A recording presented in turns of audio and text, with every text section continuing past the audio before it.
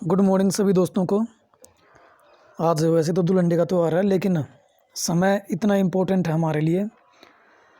आज के दिन खूब खेलो कूदो, एंजॉय करो और कल से जो है ना अपना 100% टाइम अपना पूरी एफिशिएंसी स्टडी पे दो। ये 3 महीने आपके लिए बहुत ही लाइफ चेंजिंग होने वाले हैं। इनमें अगर पहले मेहनत नहीं की है तो कोई बात नहीं चलेगा। अब डील मत बिल्कुल भी छोड़ना दोस्तों।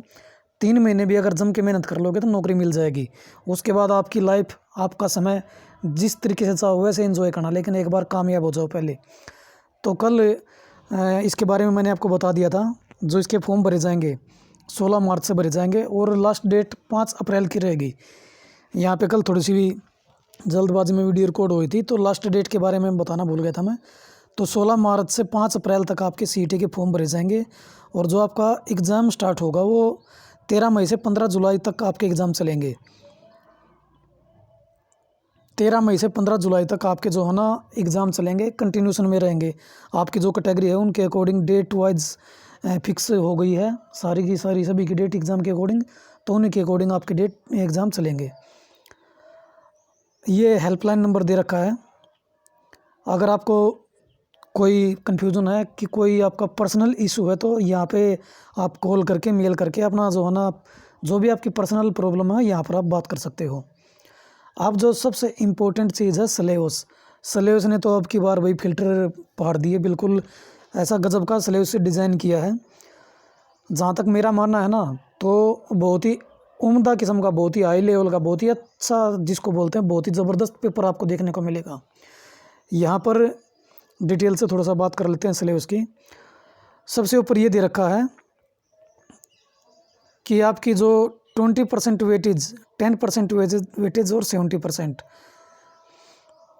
70% में इन्होंने डाल दिया सब्जेक्ट रिलेटेड सिलेबस। ये सबसे ज़्यादा कंफ्यूज कर रहा है बच्चों को कि ये है क्या चीज़।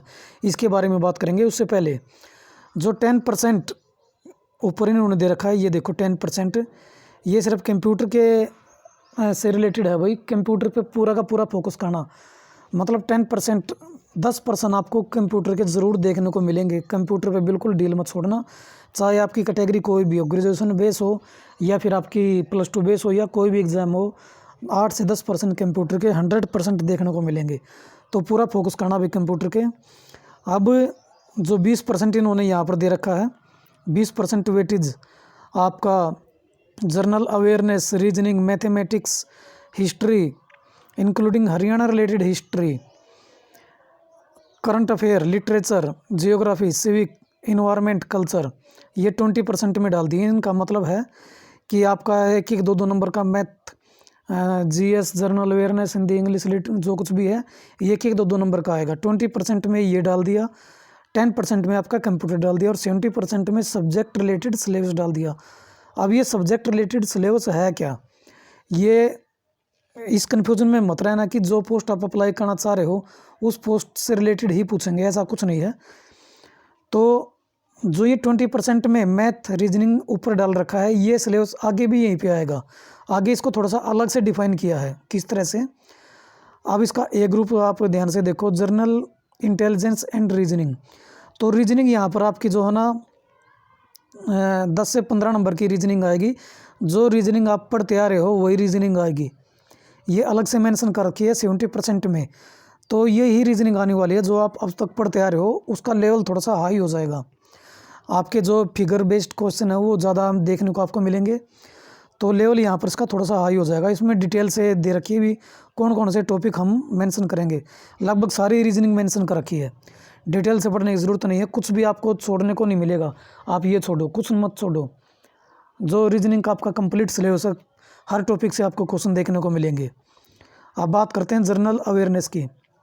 तो यहाँ पर जनरल अवेयरनेस, करंट अफेयर यहाँ पर इतना इंपॉर्टेंट हो जाता है, बहुत ज़्यादा।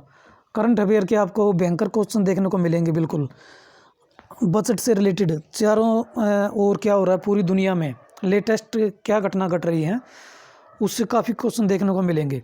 क्योंकि इन्होंने यहाँ पर स्पष्ट दे भी रखा है, question in the component will be aimed at testing the candidates general awareness of the environment around him and its application of society. मतलब हमारे समाज के चारों तरफ जो जो घटना घटित हो रही है उसके बारे में आपसे ज़रूर प्रश्न पूछेंगे। तो करंट अफेयर यहाँ पर बहुत ज़्यादा इम्पोर्टेंट हो जाता है। इसके बाद जो आपके नेबरिंग कंट्रीज़ हैं, specially history, culture, geographic, economic, तो यहाँ से जो प्रश्न बनेंगे आपके इन टॉपिकों से रिलेटेड, जो लेटेस्ट घटना घटी है, कुछ इनके बारे में अपडेट आई है, तो वहाँ से क्वेश्चन निकलेंगे। जो आपका ये पुराना स्ट्रक्चर था वहाँ से क्वेश्चन उम्मीद कम में निकलेंगे। तो नया स्ट्रक्चर इनके बारे में कुछ भी नई चीज़ अगर आई है तो वहाँ से प्रश्न निकलेंगे आपके। Quantitative aptitude, quantitative aptitude mathematics का यहाँ से इन्होंने जो है ना लगभग हर टॉपिक ही डाल रखा भाई, कुछ भी छोड़ नहीं रखा। आपका CISI, percentage, loss and profit, discount, partnership, mixture, alligation, time and distance, आपका रेशो प्रोपोर्शन, सब कुछ ही डाल रखा है। छोड़ क्या रखा है?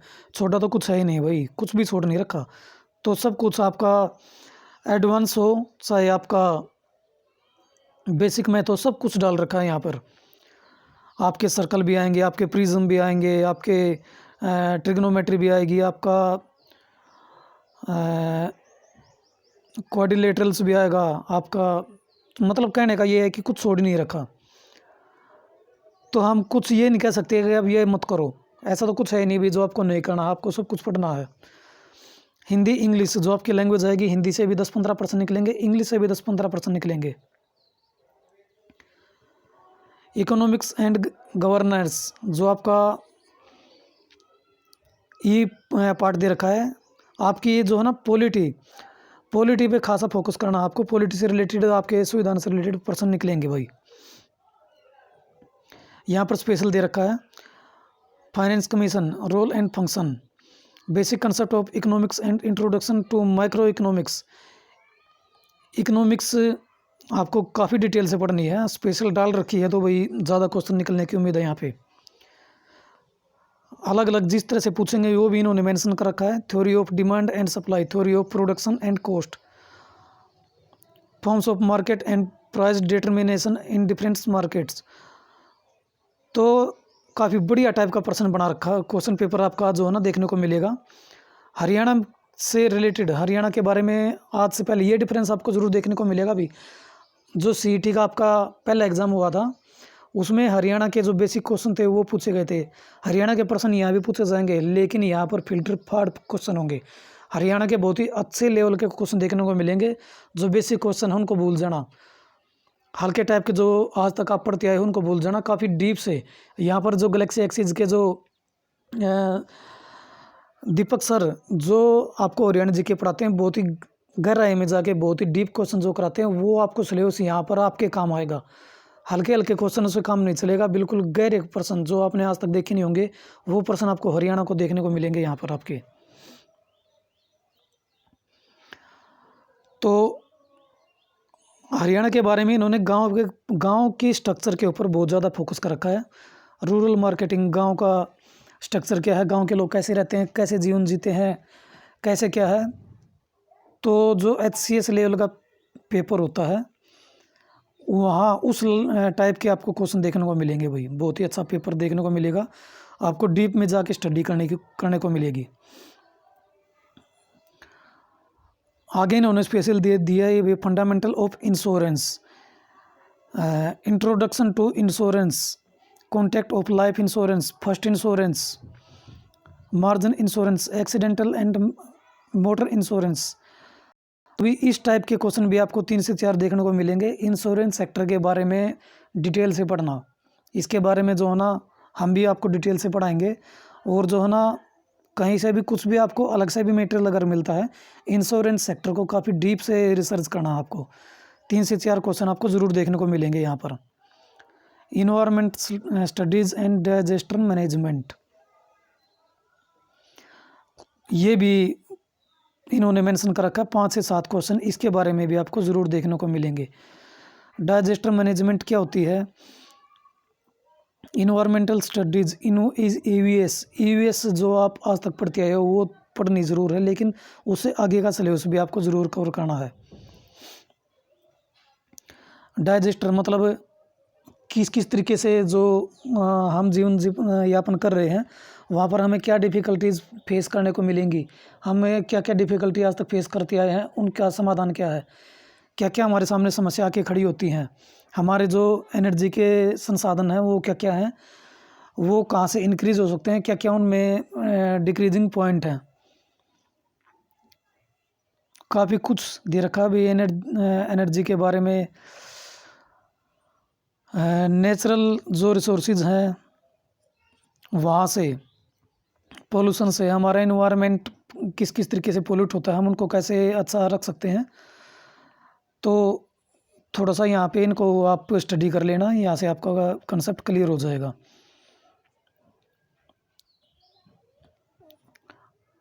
तो ये आपका ग्रेजुएशन लेवल का सिलेबस था। ग्रेजुएशन लेवल का इन्होंने यहाँ तक ही सिलेबस मेंशन कर रखा है। तो मेन आपका जो ग्रेजुएशन लेवल के बच्चे हैं उनका जो मेन सिलेबस रहेगा, यहाँ पर आप कंफ्यूज मत होना कि आपकी पोस्ट से रिलेटेड पूछा जाएगा। पोस्ट से रिलेटेड कुछ भी नहीं पूछा जाएगा। आपका जो आप आज तक पढ़ते आए हो मैथ, रीजनिंग, उसका अलग अलग पार्टीशन में, लेकिन उन्होंने जो है ना सारे के सारे टॉपिक भी दे दिए, और टॉपिक में ऑल ओवर सब कुछ ही मिक्स कर दिया। आपको कुछ भी छोड़ना नहीं है, कुछ भी आप ये नहीं कह सकते कि मेरे को ये नहीं करना। लेवल जो है ना आपका ज़रूर बढ़ा हुआ मिलेगा, हल्के लेवल से काम नहीं चलेगा। हल्का लेवल आपने सीईटी में देख लिया, अब आपका लेवल यहाँ पर बढ़ा हुआ मिलेगा। तो काफ़ी गहराई में जाके, काफ़ी डीप में जाके आपको स्टडी करनी है। आप टॉपिक कुछ भी उठाओ, रीजनिंग का टॉपिक उठाते हो तो आपको figure based reasoning, non verbal reasoning आपको देखने को मिलेगी। मैथमेटिक्स का टॉपिक उठाते हो तो वो भी आपका एडवांस ज़्यादा, लॉस एंड प्रॉफिट, CISI, ये जो आपके क्वेश्चन है कम रहेंगे, और एडवांस लेवल आपका ज़्यादा रहेगा, जिसमें मेंसुरेशन, ट्रिग्नोमेट्री, अलजेब्रा, ये पर्सन आपके ज़्यादा मिलेंगे। हरियाणा में भी आपको काफ़ी अच्छे पर्सन देखने को मिलेंगे। हरियाणा की आप सारे के सारे बजट, जो हरियाणा बजट मुख्यमंत्री ने अभी पेश किया था, उसके बारे में जो योजनाएं अभी लेटेस्ट चली हैं उसके बारे में, तो ये हरियाणा पे जो है ना, इन पे खासा फोकस आपको करना है। पुराना जो बेसिक हरियाणा है उसको आप चाहे इग्नोर भी कर देना, वहाँ से पर्सन अब नहीं आने वाले। अब बात कर लेते हैं आपका जो +2 बेस का पैटर्न है उसके बारे में। +2 बेस में भी आपका सेम यही है, आपका 20%, 10% और 70%। 70% में थोड़ा बहुत चेंज रहेगा, ऑलमोस्ट सेम है, लेकिन थोड़ा बहुत चेंज रहेगा। जो चेंजिंग रहेगी उसके बारे में बात कर लेते हैं।